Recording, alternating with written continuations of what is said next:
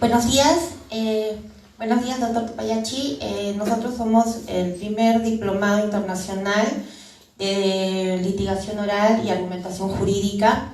Faltan todavía por llegar porque somos como 90 en presencial. Nosotros lo que queremos, bueno, ya antes les digo, antes de presentarlo al doctor, aprovechen y nútranse de conocimiento. Lo que nosotros y el decano busca es eso. Hoy día tenemos la actuación del Día de la Madre para los abogadas. Clinton se va a quedar en el turno de la mañana y en la tarde. A él le van a hacer llegar los DNIs para hacer la lista de todos los que van a participar de la pasantía. ¿Correcto? Lo hacen con él, no va a venir nadie más, solamente Clinton, así que cualquier duda con él. ¿Ya? Ese es un paréntesis. El doctor Johnny Tupayachi Sotomayor es abogado y magíster en Derecho Constitucional por la Universidad Católica Santa María de Arequipa y es egresado del doctorado en Derecho y Ciencias Políticas por la Universidad Nacional Mayor de San Marcos en Lima, máster en Jurisdicción Internacional y Derechos Humanos por la Universidad Autónoma de Barcelona, España. Ha desarrollado estudios de segunda especialidad en Gerencia de la Gestión Pública y Arbitraje en Contratación Estatal, ambos por la Universidad de San en Lima. Segunda especialidad en Derecho Constitucional y Derecho Administrativo por la Universidad Católica de Santa María. Miembro de la Asociación Peruana de Derecho Constitucional y miembro directivo de la Asociación Peruana de Derecho Municipal en sede internacional. Es miembro de la Asociación Colombiana de Derecho Procesal Constitucional y Asociación Mundial de Justicia Constitucional. Démosle un fuerte aplauso al doctor Johnny Tupayachi. Él es encargado del sexto módulo.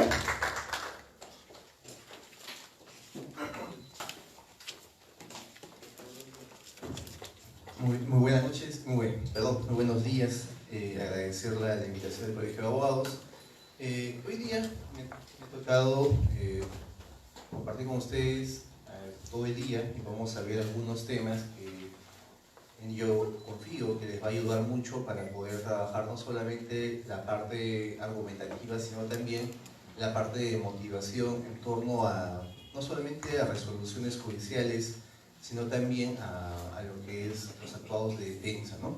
Hoy día de mañana vamos a trabajar el tema de ponderación, test de restricciones, que es usualmente utilizado por el Tribunal Constitucional y que también nos va a ayudar a poder resolver ciertos conflictos frente a casos en los cuales haya un enfrentamiento entre derechos fundamentales, ¿no?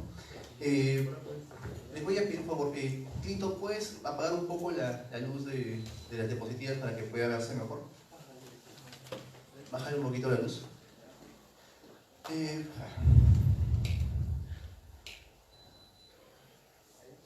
Ok. Cuando hablamos de la ponderación, tenemos que recordar los postulados que han planteado Atienza, como también Ferrajoli y Robert Alexis, en torno a situaciones en las cuales puedan darse el enfrentamiento de derechos fundamentales. Son situaciones en las cuales el juez tiene que resolver desterrando de cierta forma cualquier tipo de criterio subjetivo, ¿no? Y ahí la objetividad del juez parte no solamente en poder sustentar la priorización de un derecho frente a otro, sino también en el saber motivar por qué está prefiriendo un derecho sobre otro derecho fundamental. El razonamiento, tanto del juez como de quien va a hacer la defensa, necesariamente tiene que ser objetivo, ¿ok? Y esa objetividad se logra al momento de establecer ciertas condiciones en torno al conocimiento de los contenidos de los derechos fundamentales y poder establecer también por qué motivos se está prefiriendo un derecho sobre otro. Usualmente al momento de poder resolver conflictos en ese tipo de enfrentamientos de derechos, uno parte por el razonamiento subjetivo de una priorización prácticamente primaria en torno a estas valoraciones, ¿no? Si, por ejemplo, tenemos el enfrentamiento del derecho a la vida y el derecho a la libertad de credo, que es el ejemplo que Robert Alexis pone en sus textos cuando escribe sobre ponderación, uno a simple vista siempre va a elegir la libertad, perdón, va a elegir la vida por encima de la libertad de credo, porque obviamente la vida es un derecho principal, un derecho inherente a la persona, un derecho primario, pero ese razonamiento a priori obviamente se convierte en subjetivo en la medida de que no conocemos los contenidos de los derechos fundamentales. Algo importante al momento de resolver conflictos, más aún al momento de hablar de derechos fundamentales, es importante que nosotros conozcamos los contenidos esenciales. En la teoría de los derechos humanos van a ver ustedes que todos los derechos en esencia tienen un contenido esencial, y ese contenido esencial se convierte justamente en el núcleo esencial del derecho fundamental. Este núcleo esencial del derecho fundamental es el ámbito, ojo, es el ámbito que todo derecho fundamental tiene como contenido principal. Y aparte de ese contenido esencial, vamos a ver un ámbito de restricción. Y este ámbito de restricción va a ser lo que rodea al contenido esencial.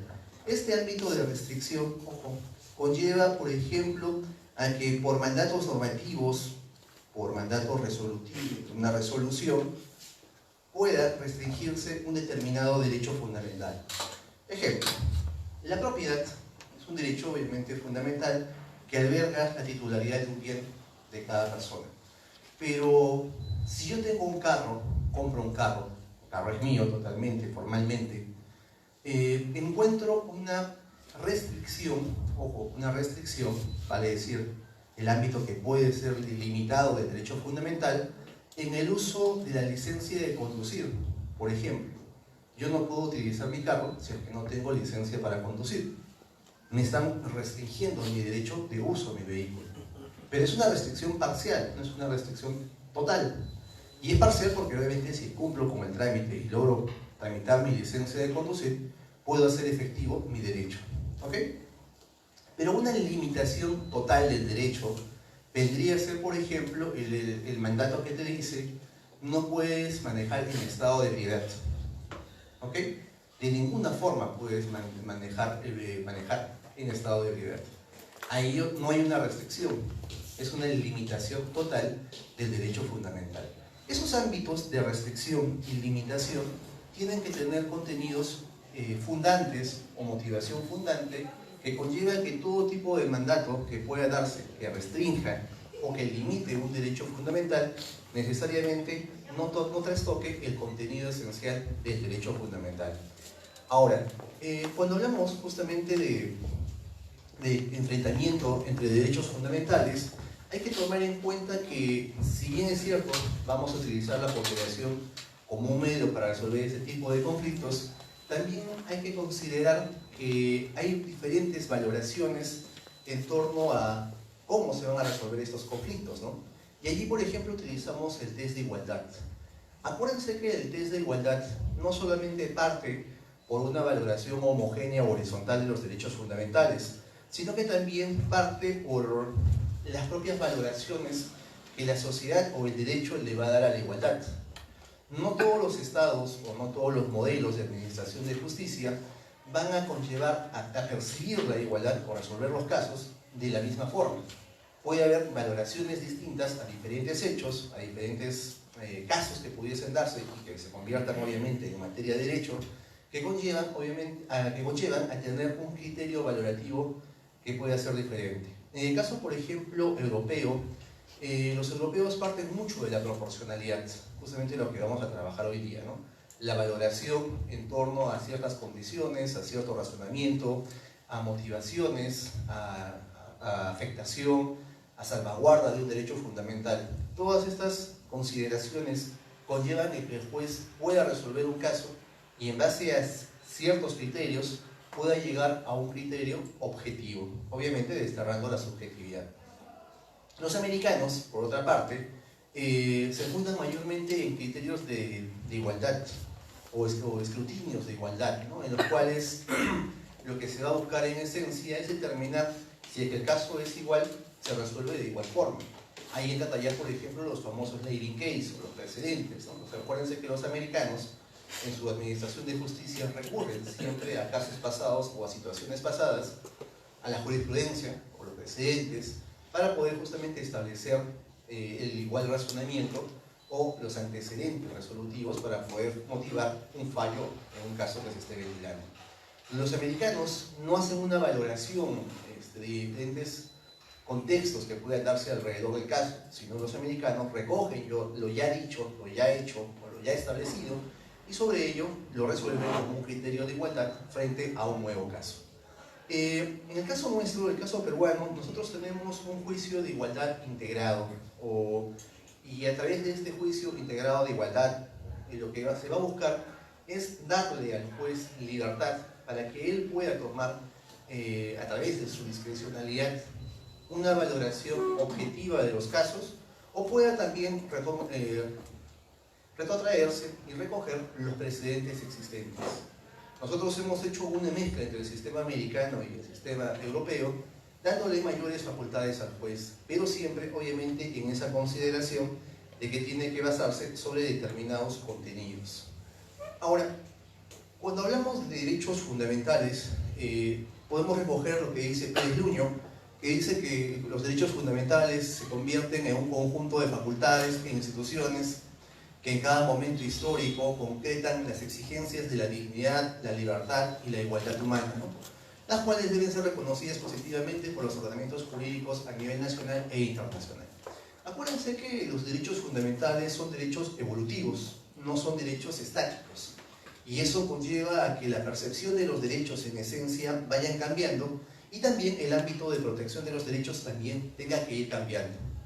La fundamentación de los derechos o el contenido de los derechos positivamente van a ser reconocidos por el órgano constitucional, vale decir, el Tribunal Constitucional, pero van a ser obviamente reconocidos también por la sociedad.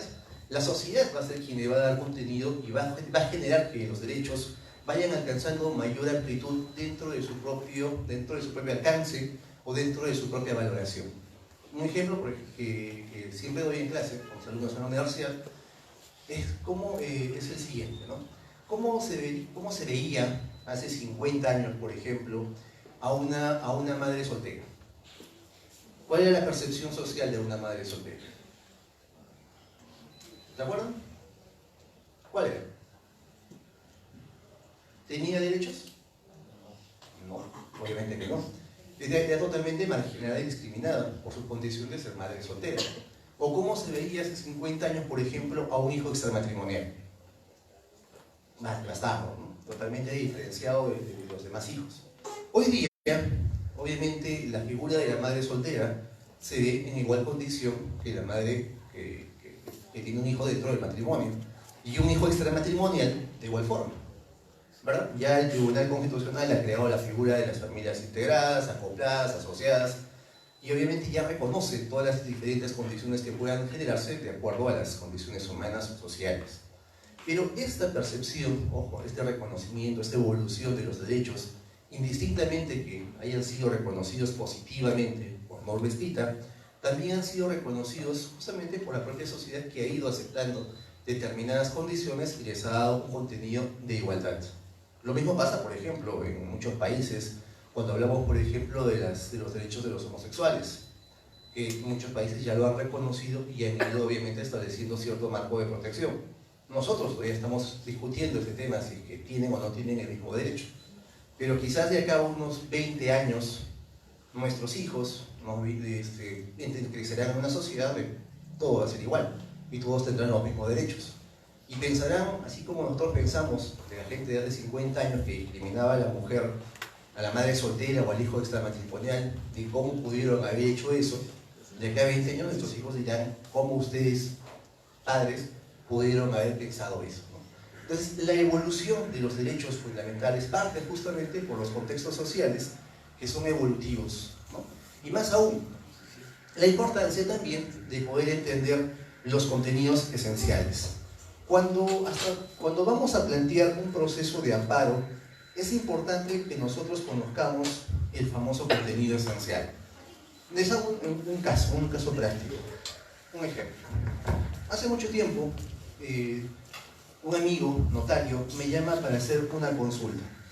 Y su consulta partía justamente en el hecho de que él tenía una casa, y esta casa, una casa de playa, cerca a Asia, y en esta casa habían muchas, prácticamente una residencial, y en esta residencial habían varias casas, y todas las casas tenían así una suerte de degradé, ¿ok? Y al final, bueno, venía el agua. Todas las casas, al estar en una colina, tenían vista al mar, ¿ok? Casa 1, casa 2, casa 3, casa 4 y casa 5. ¿Cuál era el detalle de la pregunta? Él me dice, él tenía la casa 4, dueño de la casa 4. Mi amigo, notario, sufría de cáncer a la piel, ¿ok? Por acuerdo de junta de propietarios, ningún propietario podía colocar toldos o carpas en su terraza, ¿ok? Y esta prohibición partía porque no podía impedirse la vista al mar. Como todas las casas tenían vista a la playa, se prohibió justamente colocar cualquier tipo de toldo o sombrilla en las terrazas para que no interrumpiera la vista de la casa que se encontraba siguiente en la cadena de casas. La consulta que me hace este amigo me dice, ¿puedo interponer un amparo en torno al acuerdo de la Junta de Propietarios? Porque ese acuerdo es lesivo a mi derecho a la salud. ¿Podría o no podría? ¿Sí? ¿Por qué, doctor? Porque el derecho a la salud con el derecho de propiedad estaría entrando en conflicto. Okay. Entonces se podría valorar cuál de los dos derechos tendría primacía, ¿no? En este caso, el derecho a la salud, desde mi punto de vista, tal vez podría ser acogida por el juez, porque el hecho de que pueda observarse o no al mar no es tan imprescindible como gozar de una buena salud. Porque usted me señala que detrás de ese grupo de viviendas también hay otro grupo de propietarios. Entonces sería el derecho de los propietarios que están detrás, digamos, de la casa. De las casas, sería pues el gozar de la vista del mar, digamos, ¿no? Y el propietario número 4 sería el derecho a una salud, a tener una vida saludable, ¿no? Ok. ¿Alguien más? ¿De acuerdo con su compañero? ¿Sí? ¿Planteamos el amparo? Ahora, dígame, atrás. ¿Cómo se esto? Bueno, lo que podría ver también es tal vez la Junta de Propietarios sí tiene su seto, su reglamento. Y me imagino tal vez que si existe algún problema de por medio, pueden ir tal vez a un centro arbitral. Porque puede darse el caso justamente que se interponga la acción de amparo, pero en este caso se agarra el caso de las vías, en este caso, si existe tal vez una vía igualitoria donde puede interponerse. O sea, que se agarra el caso de Bailón. Y en este caso se puede declarar improcedente la demanda. Ya, ok. Pero vámonos estrictamente, bueno, la parte procesal, perfecto. En todo caso, si es un acuerdo, nos vamos a la vía civil, ¿no? Antes de irnos al amparo. Pero vamos estrictamente al contenido de los derechos fundamentales, si es que obviamente acá hay o no hay una violación al derecho fundamental de la salud. ¿Con el acuerdo de la Junta de Propietarios se está lesionando el derecho a la salud? A ver, piénsenlo bien. Viene la pregunta, ¿no? ¿Cuál es el contenido esencial del derecho a la salud? ¿Qué es lo que busca? ¿Qué es lo que protege? ¿Qué es lo que resguarda el derecho a la salud?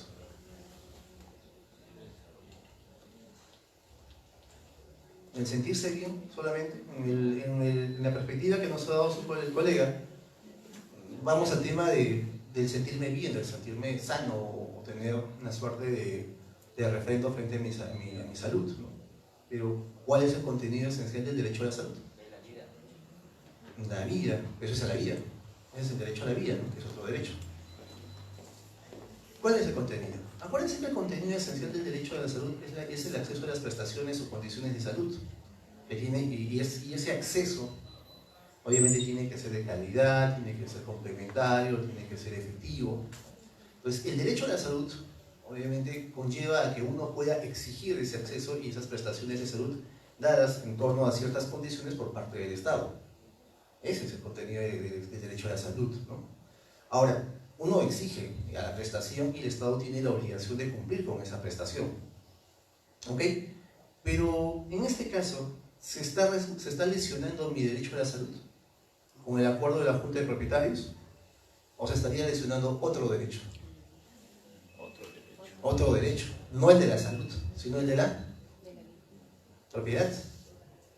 Ahora, ¿cuál es el contenido esencial del derecho a la propiedad?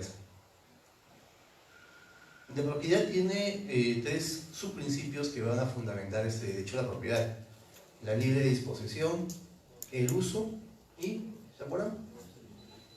Uso, libre disposición y el disfrute, ¿correcto? En torno al disfrute no se afecta. En torno al uso, lo está ocupando, podría decirse la libre disposición. Perdón, la libre disposición es la capacidad de enajenar, de vender, ¿ok? El uso, acá sí se estaría lesionando, en la medida de que él no puede dar completo o tener pleno dominio en torno a su propiedad. Porque si él tiene una terraza y producto de esa terraza desea colocar la sombrilla, obviamente se le está prohibiendo ese derecho. Pero el uso en sí no es un derecho, es simplemente una garantía constitutiva de un derecho. Es un elemento que va a configurar un derecho. Entonces, en esencia, no se estaría lesionando un derecho fundamental.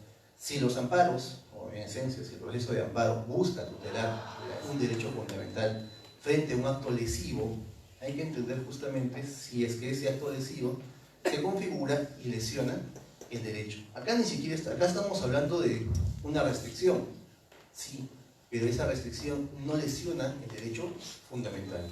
Y el amparo justamente tiene fundamento cuando hay una lesión directa al contenido esencial del derecho fundamental. Por eso que acá un amparo no procedería.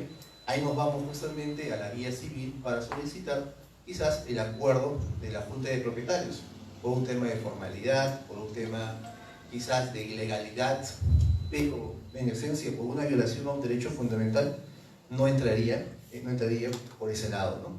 Porque si el hombre, si el amigo tiene cáncer de la piel, lo ideal es de que no salga a la terraza, que obviamente guarde las condiciones necesarias dentro de la casa y no se exponga al sol, ¿no? Él mismo tendría que cuidar su derecho a la salud, no por el hecho de querer mirar al mar. Obviamente va a perjudicar un acuerdo ya tomado por la Junta de Propietarios, más aún cuando el acuerdo ha cumplido con todos los parámetros de legalidad. Entonces, cuando hablamos justamente de derechos fundamentales, cuando hablamos de conflictos entre determinados derechos, nosotros tenemos que entender cuáles son los contenidos esenciales. Indistintamente de los contenidos esenciales, entra a tallar justamente la fundamentación de la elección de un determinado derecho frente a otro. Ahí es donde entra a tallar la objetividad frente a la subjetividad. El razonamiento inicial que ustedes han hecho obviamente ha sido totalmente subjetivo frente al caso, no, sí, se lesiona el derecho a la salud, porque a prima fase obviamente cualquiera puede entender que se ha violado el derecho a la salud, pero cuando empezamos a hacer el análisis de contenido, cuando empezamos a identificar si realmente hay una lesión o no hay una lesión, ahí obviamente ya empezamos a darle contenido objetivo a nuestro razonamiento, ¿no? Y eso es obviamente una decisión o una tarea que no solamente el juez tiene que desarrollar, sino que también al momento de poder resolver conflictos se convierte en una tarea estrictamente obligatoria. Ahora, vamos a hablar también en torno a lo que es la ponderación, y hay que tener en cuenta que cuando hablamos de ponderación hay que hablar de una técnica especial que debe desarrollarse para poder resolver casos en los cuales existan conflictos de derechos fundamentales. Algún error que se comete usualmente al ponernos en situaciones en las cuales hay conflicto de derechos es simplemente las valoraciones en torno a una escala de priorización de derechos que uno mismo le impone. Acuérdense que los derechos en esencia tienen el mismo nivel, pero ese nivel puede cambiar o puede ser priorizados algunos derechos en razón a la inherencia o la preexistencia de los derechos, como son el caso de la vida, la libertad y la integridad, que son los derechos primigenios, y los demás derechos son evolutivos, como el caso, por ejemplo, de los derechos sociales, económicos, culturales, los derechos de segunda generación. La teoría hace una clasificación de los derechos en torno a su contenido y en torno a su evolución. Por ejemplo, los derechos de tercera generación vamos a encontrar los derechos medioambientales, como los famosos derechos difusos, ¿no?, que ya son de alcance general. Y los derechos de cuarta generación ya vamos encontrando aquellos derechos que nacen de la tecnología o de los avances de la informática. Caso, por ejemplo, de la manipulación genética, la identidad genética, o aquellos que se den por el uso de la propia tecnología informática. Entonces, esa evolución y esa clasificación en torno a su evolución, a veces nosotros la podemos utilizar como una suerte de premisa para poder establecer un orden de prioridades, pero esa prioridad que pueden hacer, como les dije, de un razonamiento subjetivo, no necesariamente se convierte en un factor discrecional para poder resolver todos los casos.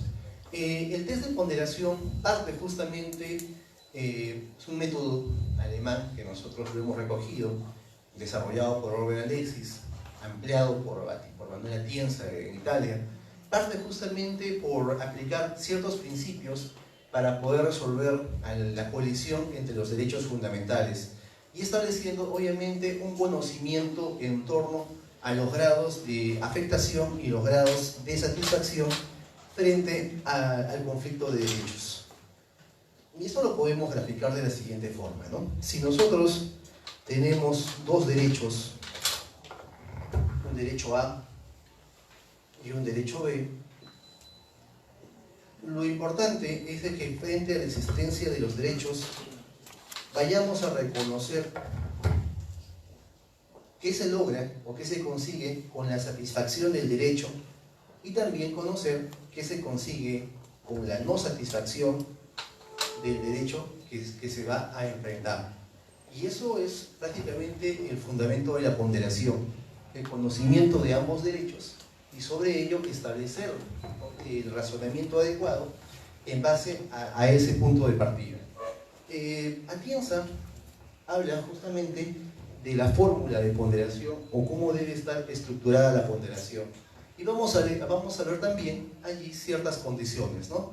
Vamos a encontrar, por ejemplo, la ley de ponderación, la fórmula del peso y las cargas argumentativas, ¿no? Todo este razonamiento que voy a empezar a desarrollar, ya el Tribunal Constitucional lo viene aplicando en muchas de sus sentencias, ¿no?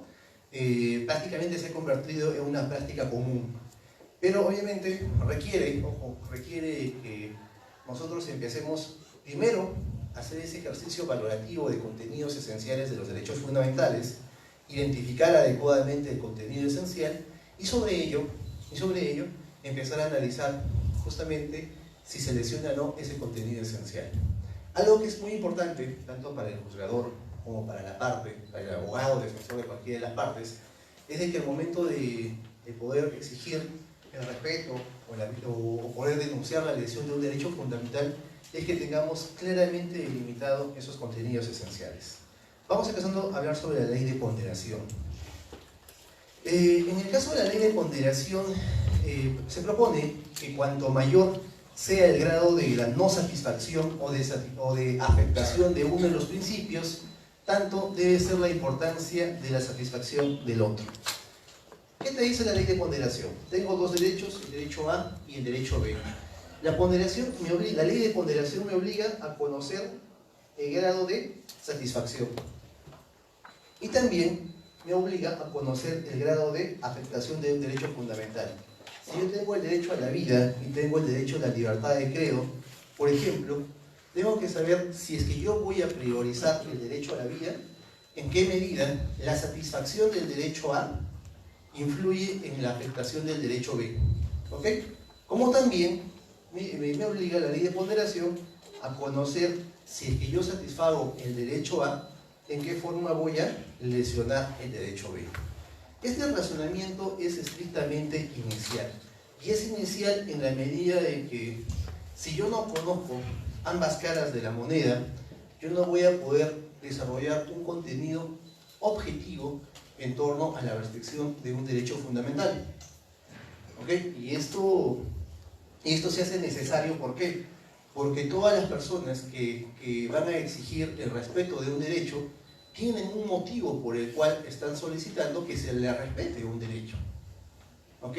Obviamente hay una cierta valoración para quien se ve afectado por un derecho que debe ser conocida por quien va a priorizar un derecho frente a ese derecho afectado. El caso clásico que cuenta Alexis en su libro sobre ponderación es el siguiente, ¿no? Una familia adventista o evangélica, ustedes saben que los evangélicos no permiten o no aceptan la transfusión de sangre. Solo los testigos de Jehová. O los testigos de Jehová. Ok. Evangélico es un universo más grande. Ok.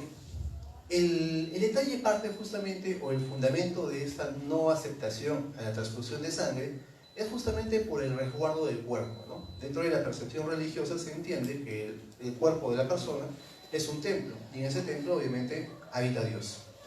¿Cuál es la consideración? De que si entran sustancias o entra elementos contrarios al cuerpo, al cuerpo original, obviamente el cuerpo se mancilla, se daña, se trastoca, y ya no es puro, obviamente, para la percepción de Dios. Por eso, obviamente, mantienen esa integridad corporal. Pero postulado, obviamente, completamente religioso o dentro de la libertad de credo que puedan tener. Pero, ¿qué sucede? Una familia tiene una hija y la hija sufre de leucemia. ¿Ok? Dentro de la percepción de fe, no aceptan las recomendaciones en torno al tratamiento y a las transfusiones de sangre, y obviamente la niña va evolucionando negativamente en torno a su salud. El vecino, ¿no?, el que vive frente a la casa, observa justamente, conocedor de la percepción religiosa en torno a esta familia, y observa el declive de la salud de la menor. Obviamente la ve desde muy chiquita, la conoce a la menor, y obviamente también se siente afectado por ese declive de la salud. ¿Okay? Y más aún sorprendido por la negativa de la familia de acceder a la transfusión de sangre. La familia obviamente sustenta su posición en torno a su libre convicción o a su libre credo, y al derecho justamente de que se respete esa convicción, ¿no?, como un derecho. ¿Qué sucede? El vecino, ya pasado mucho tiempo viendo obviamente ese declive de salud, aprovechando que un día la familia, los padres de la niña no se encuentran en casa, sale de su casa, cruza la calle, entra a la casa de los vecinos, sube a la habitación de la menor, coge a la menor, baja a la calle, sube a su auto y lleva a la niña a un hospital. ¿Ok? Y la niña obviamente se sentía ya en una condición deplorable. Llega al hospital, solicita que se haga una transfusión de sangre y los médicos acceden y hacen la transfusión de sangre para iniciar el proceso de recuperación. Los padres llegan a la casa sorprendidos, no encuentran a la menor, toman conocimiento de lo que pasó, van al hospital y obviamente encuentran a la menor. Los padres, sorprendidos por lo que había pasado, deciden denunciar al vecino, porque este vecino había transgredido y había lesionado totalmente el derecho a la libertad de credo de la menor, y obviamente también de la familia, ¿no?, en sí. El vecino, obviamente, frente a esa imputación, sustenta su accionar en la defensa del derecho a la vida. Ahora, tenemos un caso para resolver, ¿no? Llega a nuestro juzgado, y obviamente el juez tiene que resolver en torno a qué priorizar, el derecho a la vida o el derecho a la libertad de credo. ¿Cuál priorizamos? A ver, el derecho a la vida, ok, pero eso es, a primera fase es un criterio subjetivo. Habría que entender también cuál es el contenido y cuál es el valor del derecho de la libertad de credo de quienes se ven afectados por ese tipo de decisiones. ¿No? ¿Alguno de acá es testigo de Jehová? No. Entonces, obviamente, la subjetividad va a reinar en nuestro razonamiento. Porque si alguien fuese testigo de Jehová, obviamente señalaría prima el derecho a la libertad de credo. Porque para mí significa esto y merece respeto por tales condiciones. Entonces, entra a tallar justamente ahí la importancia de la ley de ponderación, porque si es que yo voy a priorizar el derecho de la vida sin conocer la afectación al derecho de la libertad, mi decisión es totalmente subjetiva. En todo caso, tendría que saber cuál es el efecto de priorizar el derecho a la libertad de credo y cuál sería la afectación de desvalorar el derecho a la vida. Entonces, este razonamiento parte justamente de poder eliminar cualquier tipo de subjetividad que pueda tener el juez y establecer criterios de valoración conforme al grado de afectación o al grado de satisfacción de los derechos fundamentales. Si conocemos ese grado de satisfacción y el grado de afectación del derecho fundamental, con mayor razón tenemos que saber ese grado de no satisfacción o de satisfacción del derecho que juega en sentido contrario.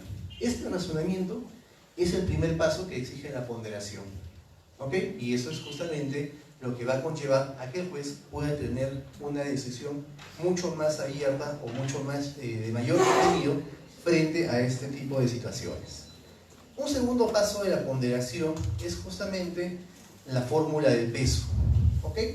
En esta fórmula del peso lo que se va a hacer es todo el razonamiento que hemos hecho de valoraciones de un derecho frente a otro, de la priorización de un derecho frente a otro, llevarlo a un ámbito cuantitativo, ¿ok? Darle un valor matemático. ¿Y esto por qué? Porque la subjetividad es estrictamente inmaterial, es estrictamente abstracta. Entonces, al llevarlo a un ámbito cuantitativo, lo que se va a buscar es establecer una valoración al razonamiento, ¿ok? Y esta valoración de razonamiento la podemos establecer justamente en ciertos parámetros. El primero va a ser la afectación de los principios en balance. Y esta afectación de los principios en balance conlleva a cuantificar en qué forma y en qué grado hay una afectación a un derecho. Y ahí la fórmula nos dice, puede ser una afectación grave, puede ser una afectación media o puede ser una afectación leve. Si es una afectación grave, le damos un puntaje de 4, si es media de 2, si es leve, de 1. ¿Ok? Grave, media, leve. Si consideramos que hay una afectación al derecho de libertad, tendremos que determinar si es una afectación grave, media y leve, y de acuerdo a nuestro criterio, establecemos justamente una puntuación o una cuantificación. Primer paso de la ley de la fórmula del peso. Segundo paso es el peso abstracto del derecho.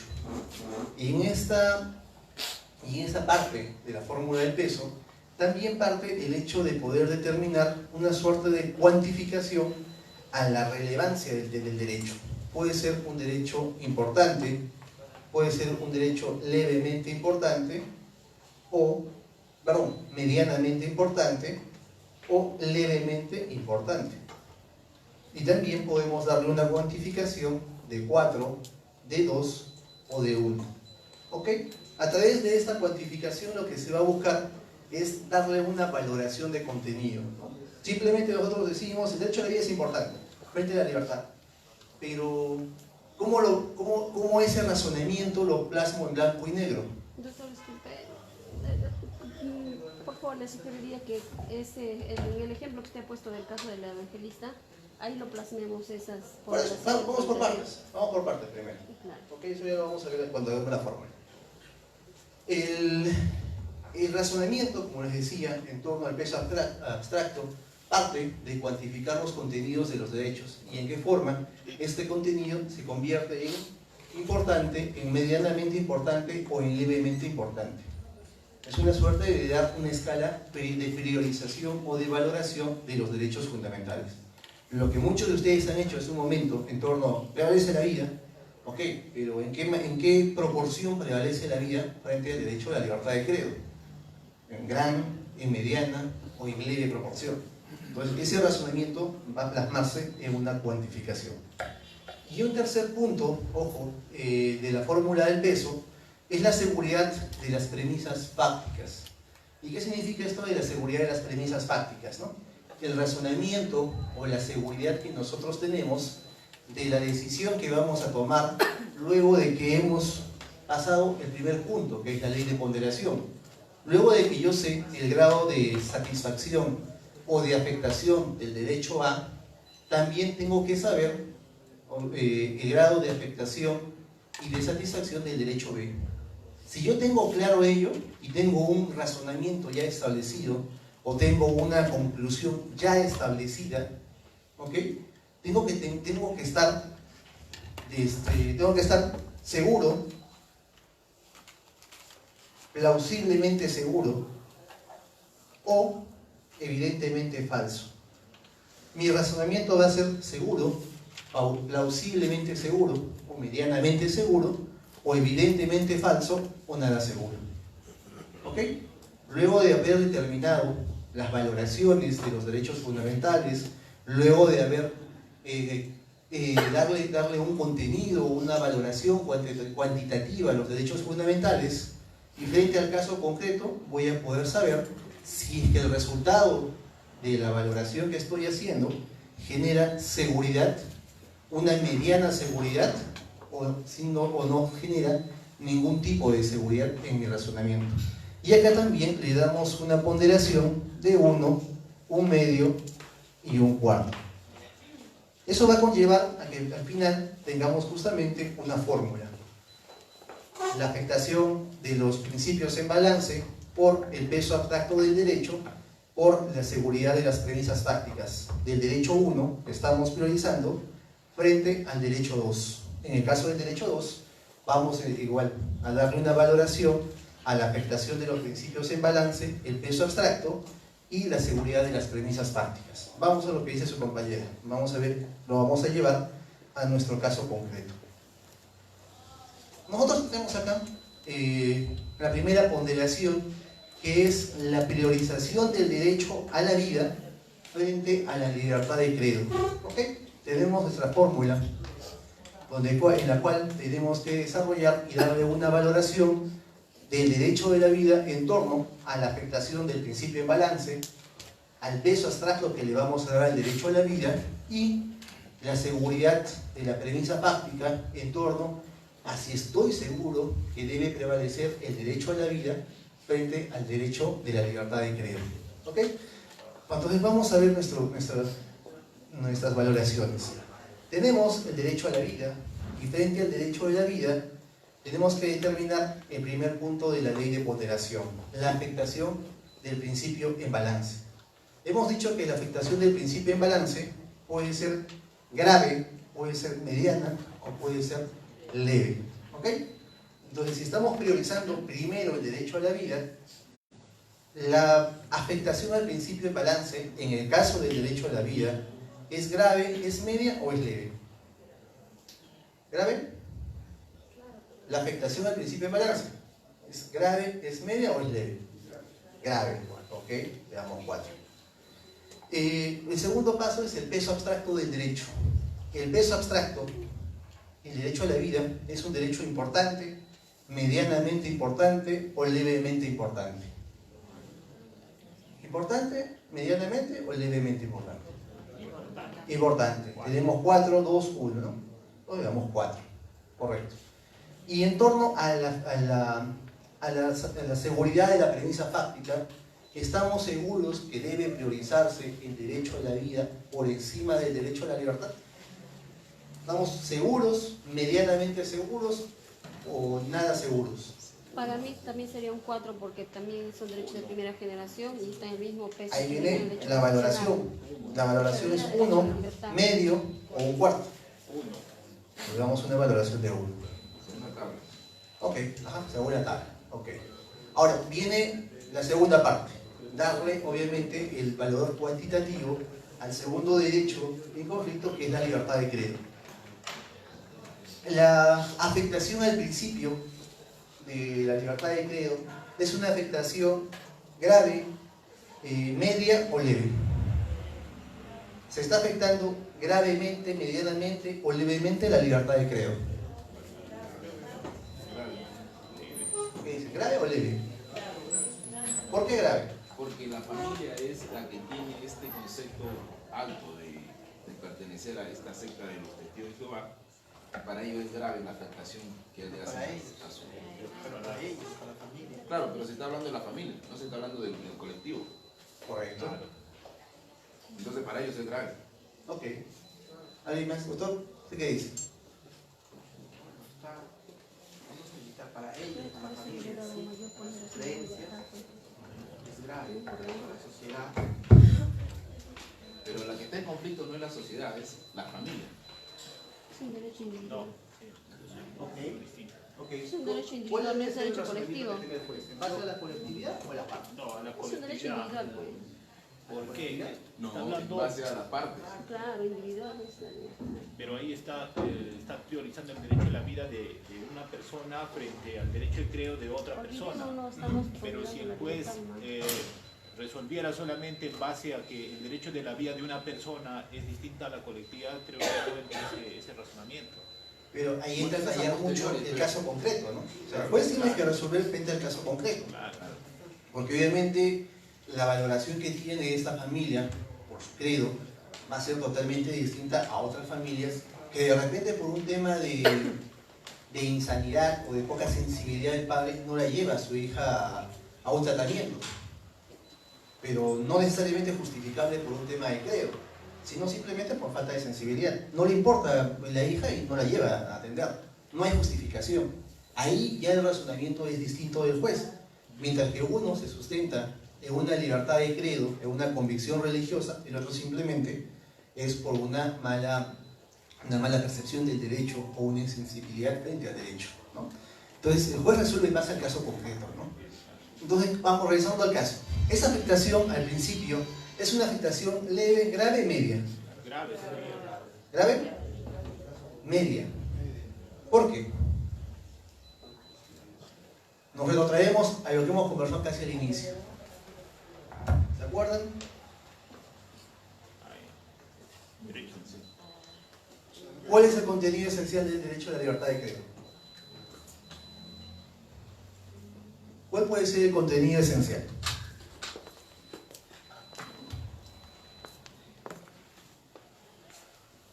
¿Cuál es ese núcleo esencial? ¿En qué se fundamenta el derecho a la libertad de credo? La fe. Ok, pero ¿qué más? Más que la fe. Creencia. Creer. Y la libertad de credo se sustenta en creer. Tú tienes libertad de creer en lo que quieras. Si quieres creer en que la vaca es Dios, la vaca es Dios.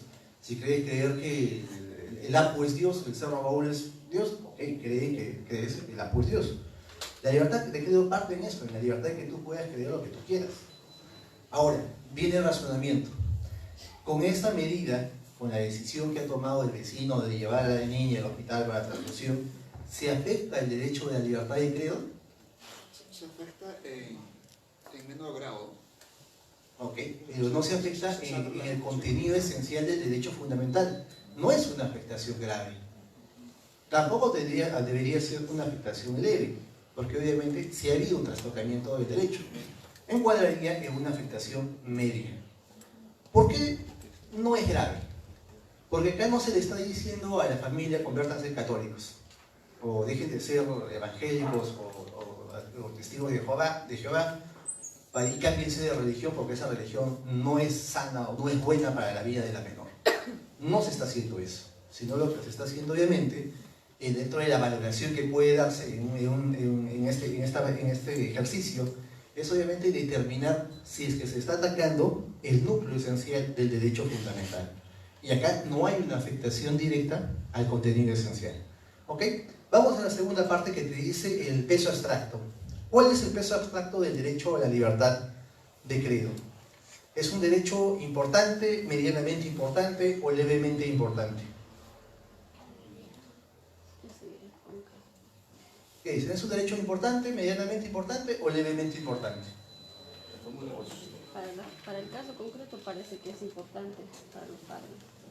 Ahora, ¿por qué es medianamente importante? Ojo, estamos primero priorizando el derecho a la vida frente al derecho de la libertad de credo. Sería importante si es que estaríamos priorizando el derecho de la libertad de credo frente al derecho a la vida. En este caso, al no existir una restricción total del derecho, al no ser un derecho inherente a la vida, obviamente le estamos dando una valoración de medianamente importante. El razonamiento sería totalmente distinto, darle una gradualidad de 4 y darle una afectación de 4, si es que empezamos a hacer el razonamiento priorizando la libertad de credo. ¿Ok? Y la premisa práctica se está afectando medianamente el derecho, porque es un derecho medianamente importante, también conlleva a una afectación de seguridad que tiene un ponderado de 1. Y en ese caso, haciendo la fórmula, tenemos una puntuación de 16 sobre 4, una división, y tenemos 4 puntos. Si utilizamos ese mismo razonamiento, ojo, ese mismo razonamiento en sentido contrario, conllevaría a tener una ponderación de 0.25. Pero en este primer ejercicio de ponderación, obviamente estamos dando una mayor importancia al derecho de la vida frente a la libertad. Puede darse el caso, ¿qué sucede si es que nos toca un juez testigo de Jehová? Obviamente ya la valoración va a ser distinta, ¿verdad? Porque obviamente va a tener una percepción y un razonamiento distinto frente al caso concreto.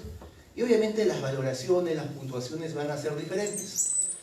Y ahí, frente a ese tipo de situaciones, ojo, frente a ese tipo de situaciones, ya viene la tercera fase de la ponderación, que son las cargas argumentativas. ¿Qué son las cargas argumentativas? La parte de la motivación o la argumentación que hace el juez al momento de sustentar este tipo de situaciones. Puede darse el caso que el juez valoró la vida sobre la libertad en base al ejercicio de ponderación de conocer la afectación o la satisfacción de un derecho fundamental frente a otro, luego de haber hecho todo el ejercicio de la fórmula del peso, estableciendo los contenidos cuantitativos frente a ello, llega a un resultado final y genera convicción, ¿no? Para él, obviamente, el derecho a la vida es más importante que el derecho a la libertad de credo, y viene la tarea de poder resolver. Pero esa resolución, obviamente, ya va a partir desde primero identificar los contenidos esenciales, que lo hemos hecho al inicio. Parte por conocer el grado de afectación y de no satisfacción de un derecho fundamental, y obviamente el ejercicio contrario. Parte, obviamente, de establecer relevancias en derechos, en conocer afectaciones a derechos, y sobre ello también la gravedad de la no satisfacción o satisfacción de un derecho. Entonces, en las cargas argumentativas viene todo ese desarrollo que hemos ido conversando paulatinamente para poder sustentar que el derecho a la vida es más importante que el derecho a la libertad de credo. Con todo ese ejercicio, obviamente lo que se va a buscar es establecer una decisión totalmente objetiva frente a la subjetividad que inicialmente ustedes también opinaron. Y dijeron, sí, es importante por esto. Ok, pero no se tomaron el trabajo de empezar a desarrollar el análisis en torno a los diferentes contenidos o etapas de valoración. ¿Ok? Un segundo caso. ¿Qué sucede cuando son derechos del mismo valor? Pues sucede cuando hay el enfrentamiento de los dos derechos. En este caso hay uno prioritario frente a otro, pero puede darse el caso de que sea un derecho de vida contra vida. El caso es el siguiente, ¿no? Una madre gestante llega al hospital, tiene complicaciones en el parto, y el médico sale a la sala donde está la familia, y afuera de la sala de espera está la madre de la gestante y está el esposo de la gestante. El médico sale y les dice, señores, hay complicaciones en el parto y tenemos que elegir una vida. ¿Qué vida salvamos? ¿Salvamos la vida de la madre o salvamos la vida del hijo? La madre de la gestante automáticamente salven a mi hija. Y el esposo dice, salven a mi hijo. ¿Qué hacemos? Nunca te he pedido. Cada quien pide una vida distinta. Entonces viene el caso, ¿no? Si el juez le hace caso al esposo, la madre de la gestante lo denuncia. Si el médico hace caso al esposo, la madre de la gestante lo denuncia, y si el médico hace caso a la madre de la gestante, el esposo lo denuncia. Por cualquiera de los dos lados, obviamente, hay una afectación. Entonces, ¿cómo resolvemos un caso? Si nos vamos a la ponderación, nos va a salir empates, ¿no? No hay tiempos extras. Entonces, ¿cómo resolvemos? Ahí viene también establecer cargas argumentativas. ¿Cómo yo voy a sustentar mi decisión si es que acá la ponderación no me va a resolver el caso? Ahí, en este tipo de situaciones, Robert Alexis te dice, un primer razonamiento, un primer elemento para resolver ese tipo de casos es la aplicación de marcos normativos existentes. Si hay una ley, aplicar la ley. Si existen, por ejemplo, protocolos médicos ya determinados, aplica los protocolos. Pero si no hay ley y no hay protocolos, ¿qué vamos? Aplicamos la tradición o la costumbre. De repente es una práctica en el hospital o es una práctica entre los médicos salvar la vida con mayor expectativa. Quizás ahí entra también el ejercicio de valoración, ¿no? Podemos salvar a la madre porque la madre puede después tener otros hijos y dejamos en la vida del menor o afectamos en la vida del menor. O de repente podemos también decir la vida del menor, la vida de la madre se va a ver comprometida de acá a futuro. Puede que producto de esta complicación en el parto afecte su vida y ya no puede tener hijos. Entonces en ese caso salvamos la vida del menor. Entonces hay muchas valoraciones o muchas situaciones que pueden darse en el caso concreto. Y en ese sentido, los usos o costumbres, las prácticas que pudiesen existir, también van a servir para sustentar este tipo de situaciones. Y tercero, entra a tallar ya la libre discreción o la libre discrecionalidad por parte del médico para poder determinar justamente su actuar. Pero hay una línea de criterios que puedes utilizar. Ello también lo va a valorar el juez al momento de resolver, estableciendo cuáles fueron los motivos en los cuales conllevó al médico a tomar determinadas decisiones. Entonces, la ponderación allí, señores, nos va a ayudar justamente a poder establecer ciertas condiciones para poder resolver este tipo de situaciones, ¿no? Pero también, terminada la ponderación, vamos a encontrar otro principio que nos va a ayudar también a poder determinar o poder resolver conflictos de derechos, y es el principio de igualdad. Ahora, hay que entender, ojo, que la igualdad es un principio abstracto, no es un principio en estricto senso objetivo. La igualdad no existe, o la igualdad material que todos entendemos de que todos debemos ser iguales, no existe. Acuérdense que existe la igualdad en la ley, ¿ok? Perdón, la igualdad ante la ley, pero no existe la igualdad en la ley. La propia ley puede establecer desigualdades. En un régimen laboral no todos tienen los mismos derechos. Y eso parte justamente por ciertas condiciones que van a diferenciar los derechos de las personas que están sujetas a la ley. ¿Ok? Ante la ley pueden existir diferencias, pero en la aplicación de la ley en términos homogéneos, obviamente tiene que existir igualdad. Son iguales los pares. Son iguales los pares, pero no son iguales quienes no son pares. ¿Ok? Quienes tienen las mismas condiciones y tienen los mismos derechos, obviamente no pueden ser sujetos a ningún tipo de discriminación o factores de desigualdad. Pero quienes no tienen los mismos derechos, quienes no tienen las mismas condiciones, de ninguna forma pueden exigir igualdad. ¿Ok? Ahora, criterios de igualdad también pueden darse en determinadas situaciones cuando vemos ciertas condiciones en torno a la afectación de determinados derechos. En el sistema europeo y el sistema americano, las valoraciones en torno a la igualdad o en torno a la protección de las personas, por ejemplo, en el caso del honor y la intimidad, son distintas, ¿no? Y eso también parte como un factor para entender criterios de diferenciación en torno a la igualdad. Por ejemplo, si nos vamos al tema de intimidad, de honor e intimidad, el sistema europeo es mucho más tradicionalista en torno a la reserva del honor y la intimidad frente a determinados casos, ¿no? Privilegia el honor y privilegia la intimidad frente a cualquier tipo de situaciones, de exposición, ¿no? El primer país donde se sancionó a los famosos paparazzis fue justamente Europa. ¿Por qué? Porque atentaban el honor de la persona o atentaban la intimidad de la persona. En el sistema americano, por ejemplo, el honor y la intimidad se regulan no por el principio estrictamente del resguardo de estos derechos, sino en razón a las condiciones y las situaciones en las cuales puedan darse determinadas situaciones. Entonces entramos a una fórmula abierta. Ya no es igual al sistema europeo, es totalmente diferenciado en torno a determinadas condiciones, en el caso de honor e intimidad, sobre todo cuando esta información que pueda generarse es relevante o es de interés público. Mientras que los europeos, ojo, dependiendo de ciertos criterios, se resguarda el derecho al honor y la intimidad, y de darse algunos casos excepcionales puede protegerse la libertad de información. En el sistema americano, por ejemplo, entramos a un criterio de valoración en la cual, si es que la información es de interés público, el del honor y la intimidad se ven desprotegidos y se hace pública la información, siendo un criterio, el interés público, diferenciador. Estos criterios de igualdad o de diferenciación también nosotros los hemos tomado al momento de resolver determinados casos. Y eso parte justamente por el hecho de valoraciones, ¿no? y diferenciaciones para dar tratativas distintas frente a la protección de determinados derechos. Caso concreto. Hace muchos años, Angie Gibaja tenía un seguimiento por parte de los oracos de Magali y fue filmada en Iquitos miccionando en la vía pública. ¿Se acuerdan? ¿No? Salió justamente, estaba en una moto, se baja de la moto en el camino, en la carretera yéndose a algún lugar, va a su arbolito y la filma, ¿no? La filma miccionando.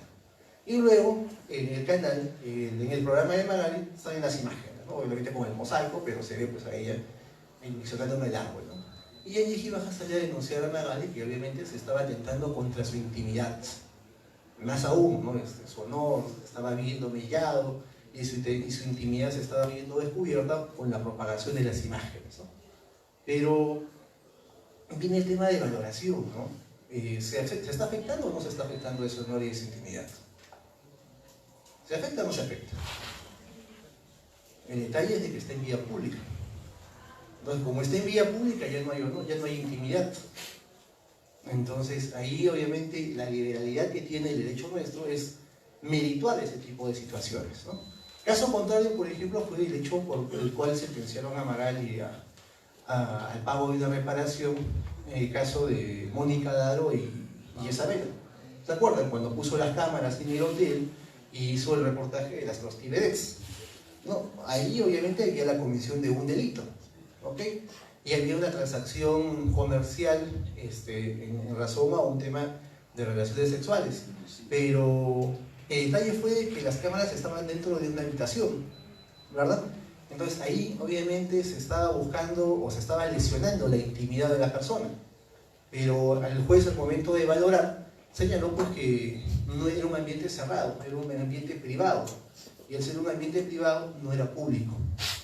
Magali señalaba pues de que era de interés saber que estas señoras cobraban, hacían un ejercicio de la prostitución camuflado, pero indistintamente de la noticia, indistintamente de la situación, era en qué lugar se habían obtenido las imágenes, y estas imágenes se habían obtenido en un cuarto de hotel.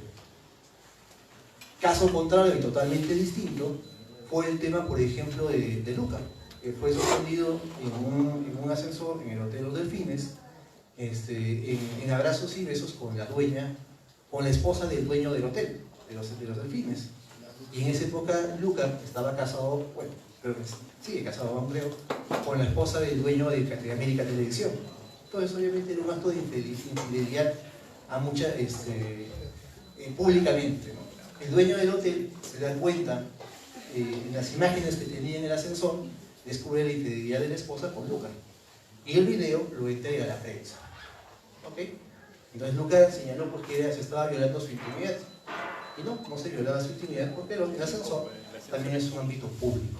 Entonces, esos criterios de diferenciación frente a situaciones que podamos tener y frente a valoraciones y frente al respeto a la consideración de determinados derechos fundamentales, en el caso nuestro tienen que ser valorados de acuerdo a un grado de discrecionalidad.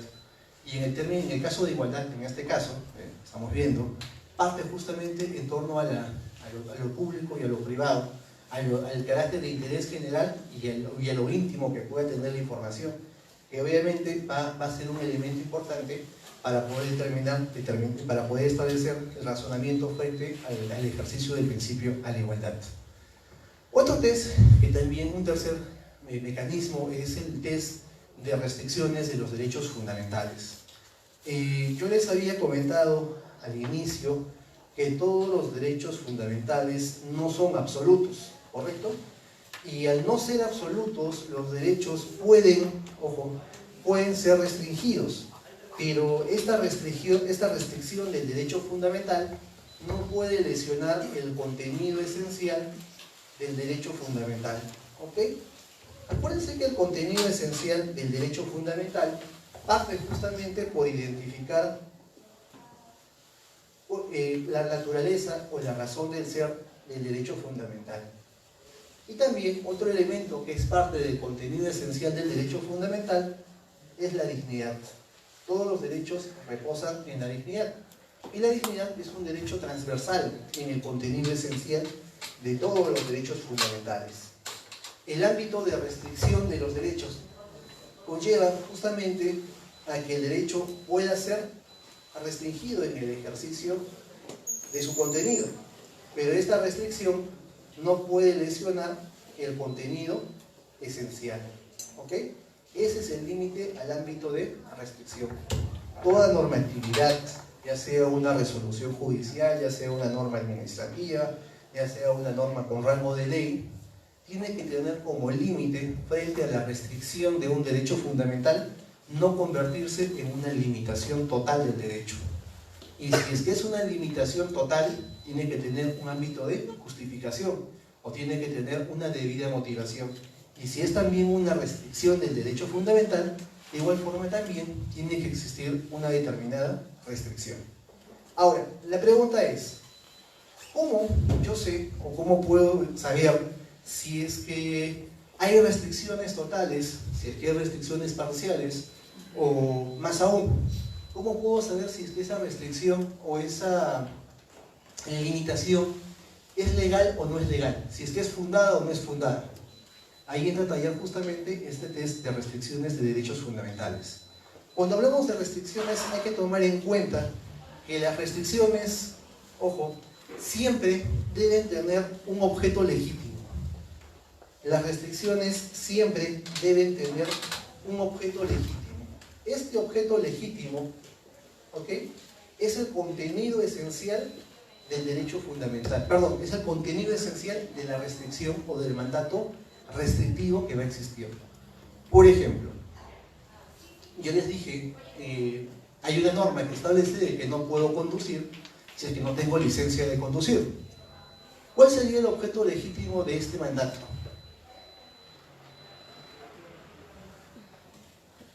La norma establece no puedes conducir si es que no tienes licencia de conducir. ¿Cuál sería el objeto legítimo? ¿Cuál sería la finalidad de este mandato? ¿Cuál sería la justificación? ¿O simplemente lo dieron porque lo dieron? ¿Tiene justificación o no tiene justificación? Que personas que no tienen esa habilidad, digamos así, para conducir no Orden de la seguridad vial. Claro. Parte justamente en la pericia comprobada. Yo puedo saber manejar, pero ¿quién me acredita que realmente yo sé manejar? Entonces existe un mecanismo, existe un proceso, existe una evaluación que justamente va a establecer la pericia comprobada de saber conducir. Me está certificando que realmente conozco las reglas de tránsito y que realmente puedo manejar mi vehículo. ¿Okay? Entonces el razonamiento a esta restricción obviamente va a ser la pericia comprobada. ¿Correcto?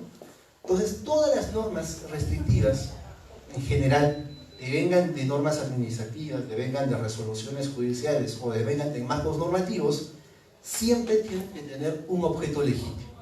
La tarea nuestra como abogados o si somos jueces al momento de identificar mandatos restrictivos es siempre entender cuál es el objeto legítimo de la norma o cuál es el objeto legítimo de la restricción. Nuestra primera tarea, conocer el objeto legítimo. Conocido el objeto legítimo, podemos empezar a desarrollar el test de restricciones. Y este test de restricciones va a conllevar a 4 postulados que tenemos que empezar a desarrollar. El primer postulado es: las restricciones deben estar fundadas en un objeto legítimo.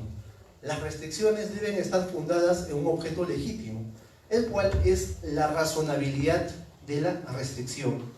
La razonabilidad va de la mano de la necesidad. ¿Ok? Las restricciones deben estar fundadas en un objeto legítimo. Vale decir, toda restricción tiene que tener como fundamento un objeto legítimo. Y yo debo saber cuál es el objeto legítimo. Es la razonabilidad de la restricción. Ojo, la razonabilidad va de la mano de la necesidad. Yo tengo que saber por qué es necesario que exista esa restricción. Y la necesidad justifica la razonabilidad. ¿Qué es lo razonable? Lo coherente, ¿verdad? Lo justificable.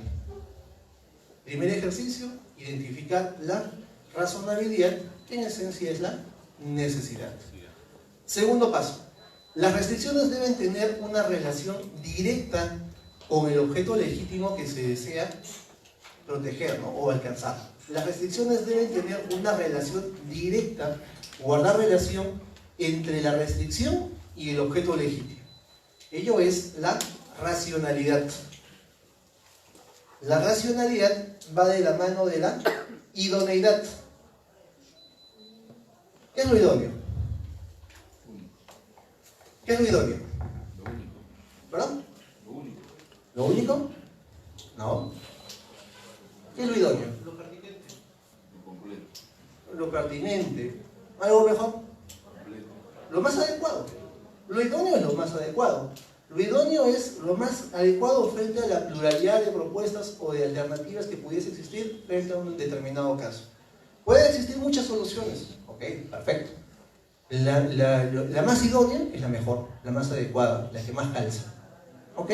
Entonces, en este test de restricciones, el segundo paso nos dice: las restricciones deben tener relación directa, o la restricción debe tener relación directa con el objeto legítimo que se desea alcanzar. Entra a tallar la idoneidad. ¿Correcto? ¿Claro hasta ahí? ¿Preguntas? Siguiente. Las restricciones deben aplicarse en forma proporcional al objeto legítimo que se desea alcanzar. Las restricciones deben ser aplicadas en forma proporcional, vale decir, la restricción existente tiene que ser en iguales condiciones al objeto legítimo que busco. Entonces la proporcionalidad parte justamente de esa correlación entre lo que estoy restringiendo y lo que estoy buscando proteger. Y el cuarto punto es: las restricciones no pueden afectar el contenido esencial de los derechos fundamentales, ¿no? Ok. Un caso. Hace muchos años, no es que le agarre de punto a Gigi Baja, ya, pero tiene todos los casos, de verdad. Hace muchos años el Gigi Baja fue discotequear, y en eso ustedes saben cómo son las modelos y sobre todo las chicas jóvenes, ¿no? Miran a otra chica, la otra chica le devuelve la mirada, se miran, no se caen, se empiezan a matar con la mirada, y empieza obviamente en esa guerra de miradas ya los conflictos verbales, ¿no? ¿Por qué me miras? Yo te miro.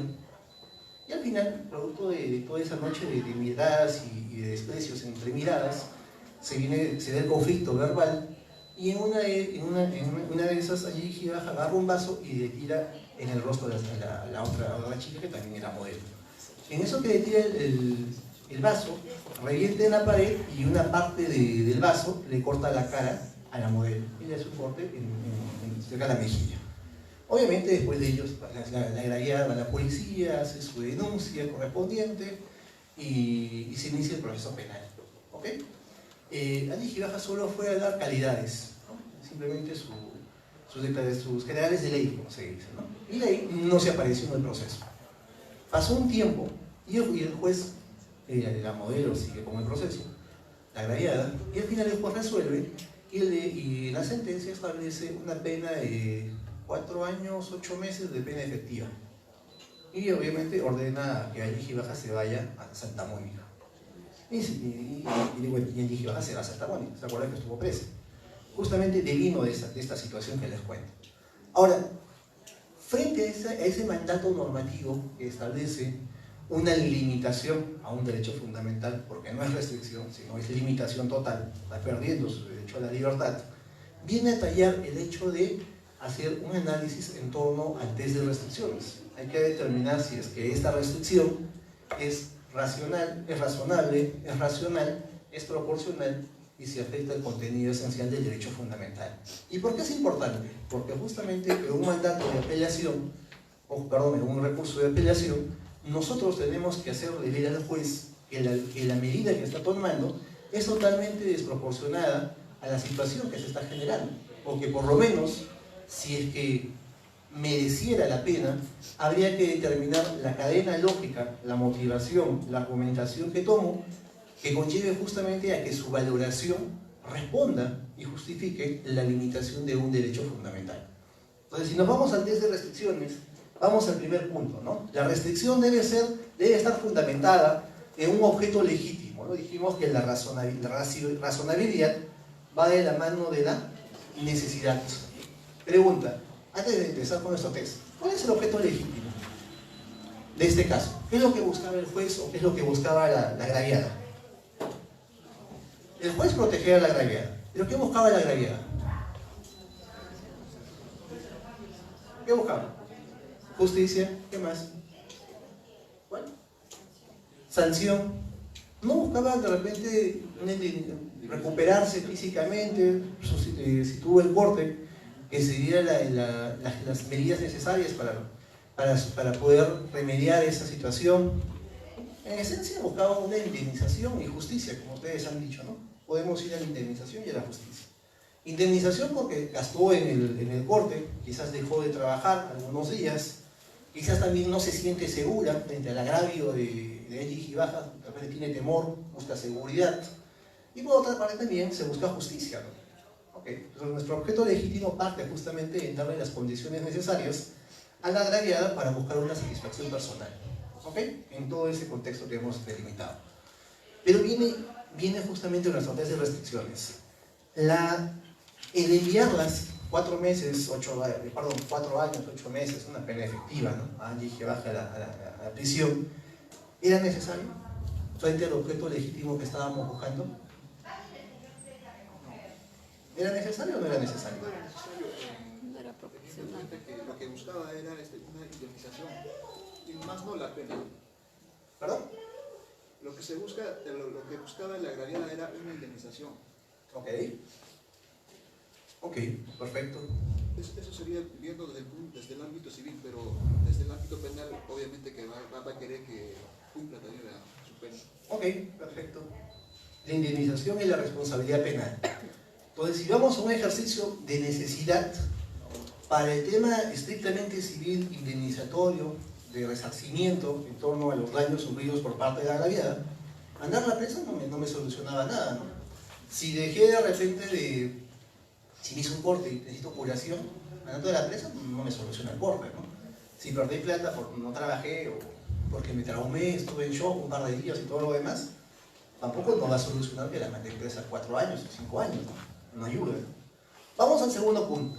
Las restricciones deben tener una relación directa con el objeto legítimo que se busca alcanzar. Viene la idoneidad. De todas las alternativas que pudiesen existir para buscar cumplir o satisfacer el objeto legítimo, ¿la restricción a la libertad era la más adecuada?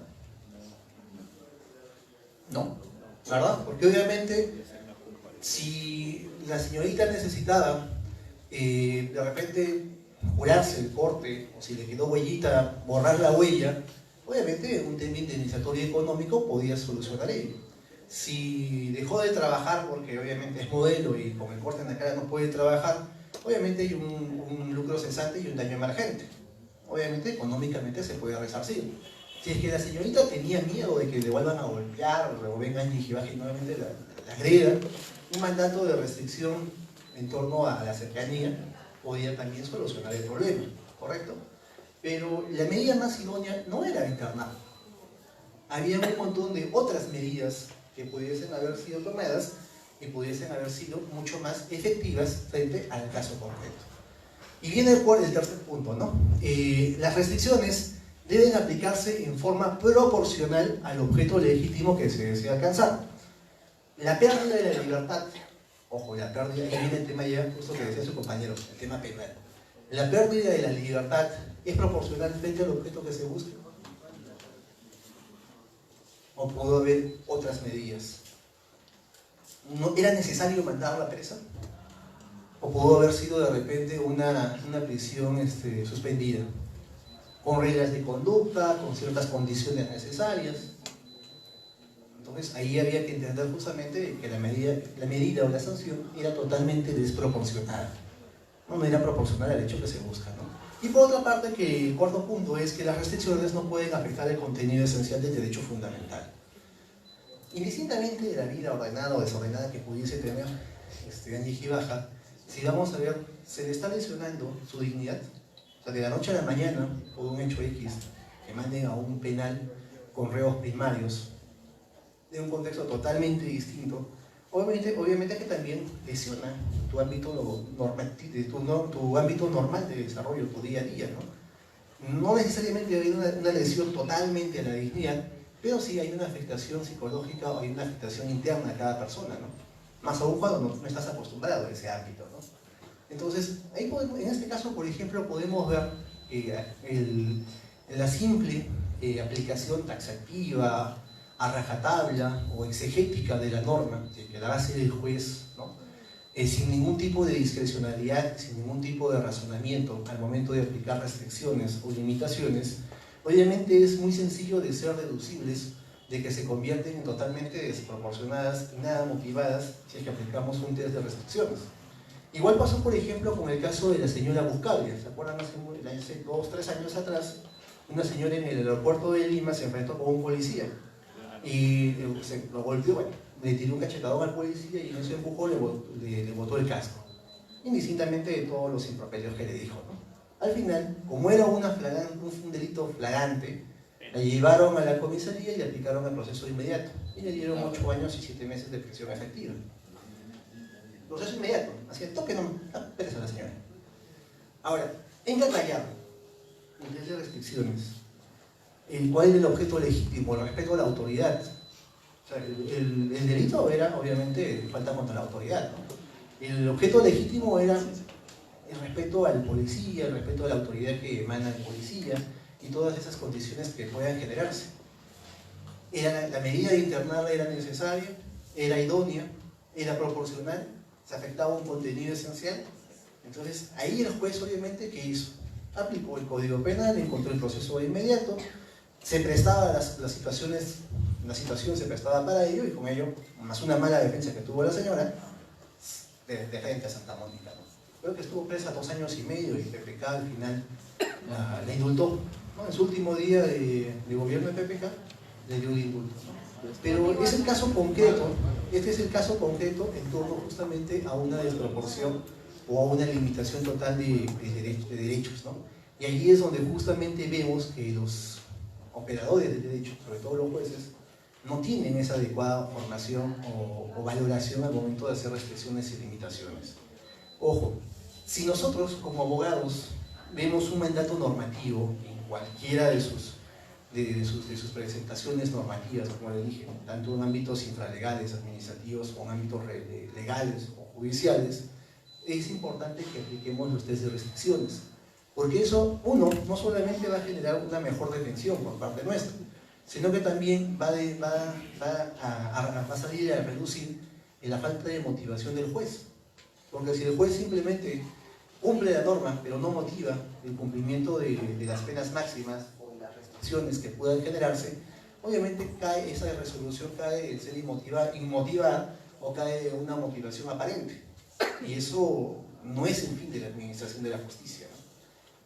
O muchos años después, bueno, el año pasado, fines de año, el 2016, hubo un acuerdo plenario que estableció justamente ciertas condiciones para la aplicación del proceso inmediato, ¿no? Sobre todo en los casos de falta de autoridad, ¿no? Y ahí se estableció ciertos criterios para que los jueces tomen en consideración y no sean tan estrictos o tan rajatablas al momento de aplicar las sanciones de prisión, porque habían bastantes ciudadanos que ya habían sido encarcelados por ese tipo de procesos inmediatos, ¿no? Entonces, el test de restricciones, como les digo, se convierte en una herramienta muy importante, ¿no?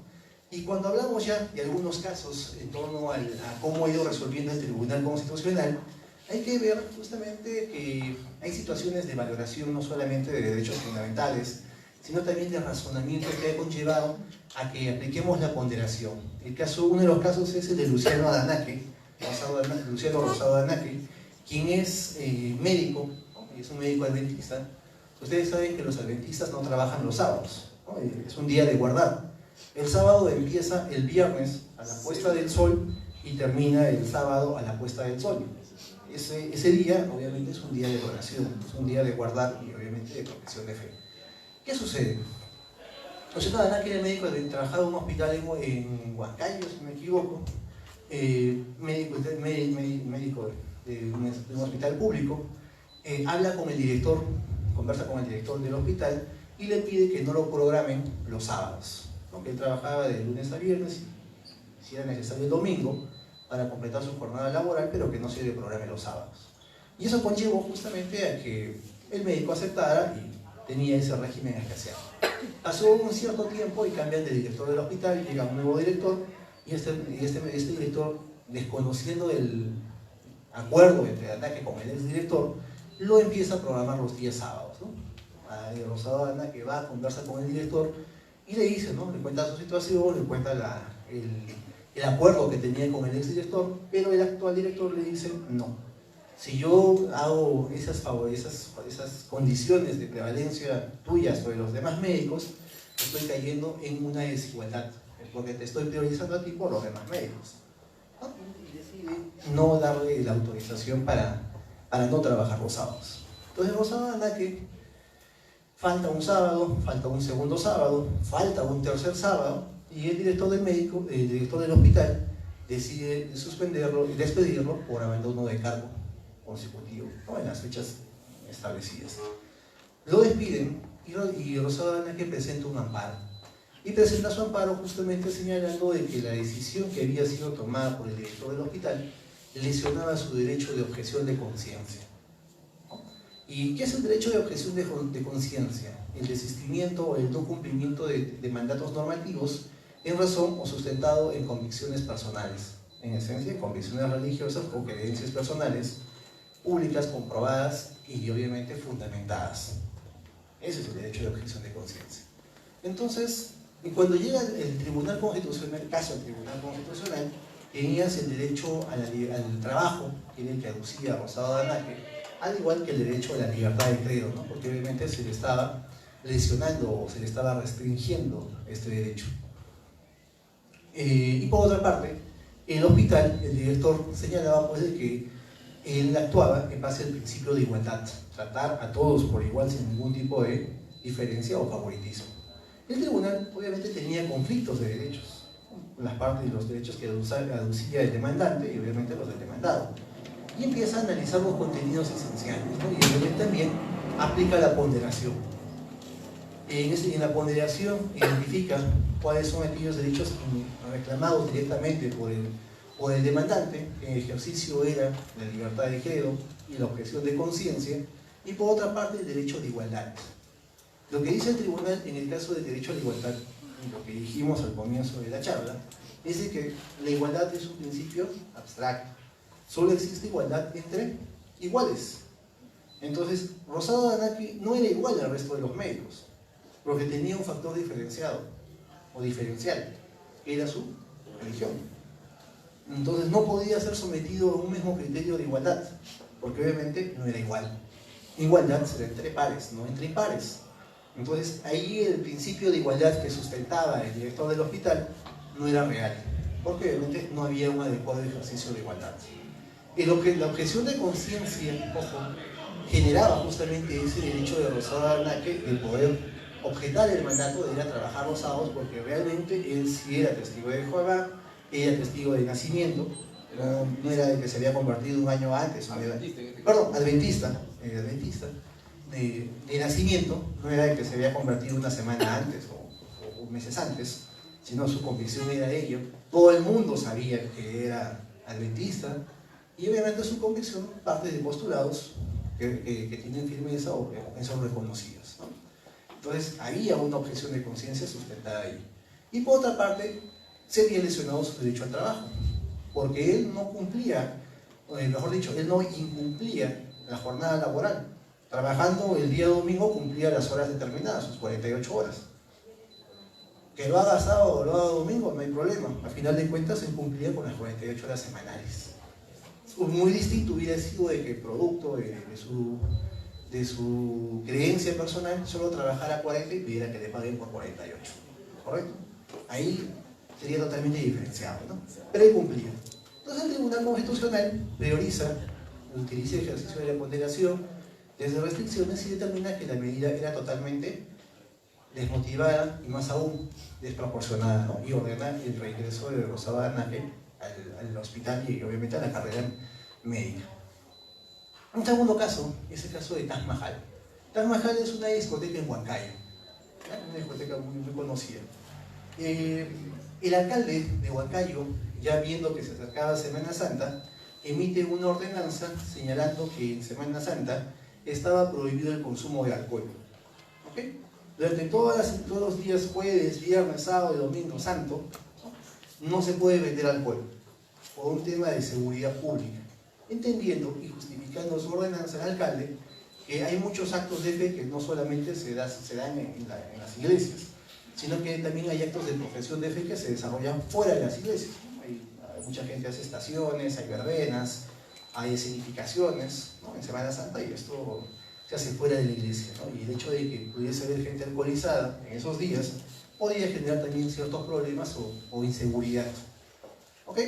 Saca su ordenanza, y en la ordenanza establece primera amonestación, primera sanción, la amonestación, segunda amonestación, el cierre, y tercera amonestación, la cancelación de la licencia. Y obviamente también la amonestación venía acompañada de una multa. ¿Okay? Y establece, la publica, aprobada en Consejo Municipal, con todas las formalidades del caso, se publica anticipadamente. Parte formal, ok. Llega Semana Santa y Jueves Santo, Taj Mahal, apertura puertas, van los discotequeros a bailar ese día, y también empiezan a comprar alcohol, y piden comprar alcohol, cerveza, trago, todos los tipos de la variedad que hay. Y la barra empieza a vender alcohol. Obviamente, en claro desconocimiento de la ordenanza. Y el personal de la municipalidad va a hacer la inspección y verifica por qué obviamente se estaba vendiendo alcohol, y establece la primera sanción, amonestación con multa. Emite levanta el acta correspondiente, la multa correspondiente, y la notifique in situ. Viernes Santo. Nuevamente Taj Mahal abre la puerta, van los parroquianos, los fiesteros a bailar, y nuevamente se empieza a vender alcohol. Va el serenazgo nuevamente, verifica in situ la venta de alcohol y aplica la segunda sanción, cierre de local, y ordena que se cierre el local. Okay. Sábado de Gloria. Nuevamente, Taj Mahal vuelve a abrir, vuelve a abrir el local, van los discotequeros, los parroquianos nuevamente, y nuevamente se vuelve a vender licor, ¿no? Y se aplica la tercera sanción, ¿no?, la cancelación de la licencia, que coincidía con el domingo de resurrección, ¿no?, o el domingo de Ramos, no me acuerdo qué es. Ok, a final de cuentas, se le aplicó las tres sanciones que estaban establecidas en la ordenanza, y había sido aprobada dentro de todos los cánones de legalidad habidos y por haber. Producto de ello, el dueño de Taj Mahal presenta su recurso administrativo en la municipalidad. No había que discutir, simplemente se estaba cumpliendo la normatividad, y con ello se sustenta la cancelación de la licencia. Presenta un amparo señalando de que se estaba afectando su derecho de trabajo, el dueño de Taj Mahal, y también su derecho a la libertad de credo, de él y de todos los parroquianos o los discotequeros que iban a la discoteca, ¿no? Porque no necesariamente todos eran católicos, ahí había un par de ateos, un par de sacrílegos, en general. Okay. Pero no todos eran católicos. Y la municipalidad se sustenta obviamente también en la seguridad pública, se sustenta en el interés público, en el resguardo de la integridad de todos los ciudadanos. Entonces tenemos dos derechos que se van a enfrentar, ¿no?, el que resguarda la municipalidad y el que resguarda el dueño, o el que exige el dueño de Taj Mahal. En las valoraciones hay que ver los contenidos esenciales, ¿no?, como hemos visto. El derecho del ciudadano, el dueño de Taj Mahal, él invocaba el derecho al trabajo. La pregunta, ¿se está limitando el derecho al trabajo con esta resolución, con el contenido de la resolución, con el objeto legítimo que busca la resolución? ¿Se lesiona el derecho al trabajo? No, se restringe. Porque no le están diciendo cierra, simplemente le están diciendo no vendas alcohol. Chicha morada, gelatinita, chicha de jora, o no sé, cualquier trago vírgenes, pero nada de alcohol. Pero estás funcionando, tienes las puertas abiertas, pues puedes hacer todo lo que tú quieras, pero no vendas alcohol. Entonces no es una limitación al derecho de trabajo, es una restricción. ¿Y cuál es la motivación de la restricción? La seguridad pública. ¿Ok? ¿Se está afectando el derecho a la libertad de credo?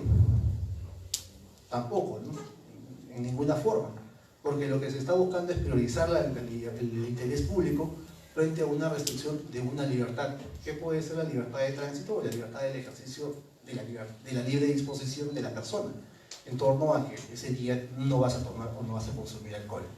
Pero no hay una libertad de credo.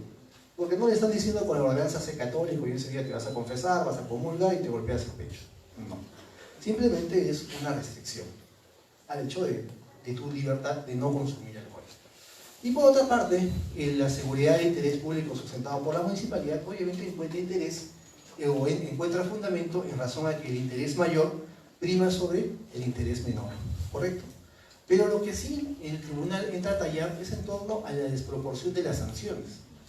Entre la primera, la segunda y la tercera había una total desproporción, más aún cuando los efectos de la medida o los efectos que generaba el incumplimiento de la ordenanza no necesariamente generaban un efecto negativo en la sociedad o repercutía gravemente en el interés público, ¿no? Entonces lo que hace el Tribunal Constitucional es declarar infundada la demanda en torno a la lesión al derecho del trabajo, en torno al derecho a la libertad de empleo, pero sí la declara fundada en torno a la desproporción de la potestad sancionadora que tenía la municipalidad, entendiendo de que la cancelación de la licencia era una sanción totalmente desproporcionada frente al incumplimiento de la ordenanza, señalando de que correspondía la amonestación en la multa. Entonces, en ese sentido, el tribunal aplica justamente los criterios de proporcionalidad para resolver este caso. Con las sentencias que el tribunal ha venido desarrollando de la fórmula del ejercicio, de la fórmula de la ponderación que hemos conversado, el tribunal ha eliminado la parte de la fórmula del peso. Todas las valoraciones de una afectación grave, media, leve, o de las premisas fácticas, o la afectación de los principios en balance que hemos hecho en la parte media del ejercicio de ponderación, el tribunal lo ha eliminado. Ya no se aplica, ¿no? En la teoría sí está, pero en la práctica ejercida por el tribunal, esa parte la ha eliminado, justamente para no dar una valoración subjetiva o una cuantificación que podría dar a entender que existen derechos más importantes, más relevantes, de mayor prioridad frente a otros derechos. La intención de la protección de los derechos es en forma homogénea. La valoración viene al momento de establecer casos concretos o ejercicios prácticos en los cuales el juez tenga que tomar decisión. Pero esa decisión parte mucho de la discrecionalidad y sobre todo del hecho de cómo tiene o qué valor le va a dar el juez al momento de resolver determinados casos. Y esa tarea también parte del abogado, que al momento de establecer la afectación o inafectación o la satisfacción de un derecho, sepa también adecuadamente cómo motivarlo. En la administración de justicia, la motivación y la argumentación ya se ha convertido en un derecho fundamental. En esencia, todas las resoluciones tienen que tener una adecuada motivación y argumentación. Y esto parte justamente no solamente por el hecho de que estamos tratando de administrar justicia o vamos a administrar justicia, sino de que estamos jugando con derechos fundamentales. Y el momento de administrar justicia en base a restricción o limitación de derechos fundamentales, esto no puede quedar en una libre discrecionalidad del juez, una libre discrecionalidad inmotivada. Necesariamente tiene que haber una motivación, y ese es justamente uno de los deberes constitucionales que tiene el juez, motivar las resoluciones. Y ahí ustedes pueden encontrar, por ejemplo, el caso de Juliana Llamoja, donde el Tribunal Constitucional establece los diferentes tipos de motivación. Y en esos tipos de motivación va a identificar la motivación real, la motivación aparente, la motivación conflictiva o la motivación abstracta, ¿no? En la medida de que siempre tiene que haber esas condiciones de salvaguarda de los derechos fundamentales. Para terminar con este punto, van a ver ustedes que van a haber muchos casos, en esencia, en el cual el ejercicio de valoraciones que hace el Tribunal Constitucional o el ejercicio en torno a una adecuada interpretación no puede ser viable o no puede realmente ser efectiva si es que nosotros no conocemos contenidos esenciales. Si queremos plantear un amparo, el éxito del amparo parte siempre de conocer el contenido esencial. Si no, vamos a caer en la famosa amparitis, no de presentar el amparo por el amparo, simplemente por presentarlo, y al final o nos rechazan liminarmente por la vía, porque no es la vía idónea, o porque no hemos cumplido con o hemos caído en un rechazo liminar, o simplemente porque la afectación que estamos señalando no necesariamente se convierte en una afectación, sino simplemente quizás en una restricción, y no hemos logrado entender el objeto legítimo de la norma restrictiva. Entonces esa es la tarea justamente ya cuando hablamos de derechos fundamentales y cuando caemos en motivación y argumentación. La tarea como abogados es justamente motivar y argumentar las afectaciones. Y la tarea como abogados, ya en un ámbito estrictamente de defensa, frente a una sanción o una restricción, es determinar si es que la sanción que nos están dando está debidamente motivada. Y allí entra a tallar todo lo que hemos conversado en torno a ponderación y en torno a derechos fundamentales. Muchas gracias, señores. ¿Algunas preguntas para poder terminar? Sí, yo tengo una pregunta. El tema del primer ejercicio que le da una valoración de 4, 2 y 1, ¿esa es un criterio que usted le ha puesto o está ya... En la teoría. En la teoría ya impuesto? En la teoría. Hay una lectura de Robert Alexis en torno a ponderación, tiene un libro y lo desarrolla de tal forma, ¿no? Ya. Ese método de resolver, ¿considera usted que se podría llevar al tema de la prueba por indicios en materia penal o no?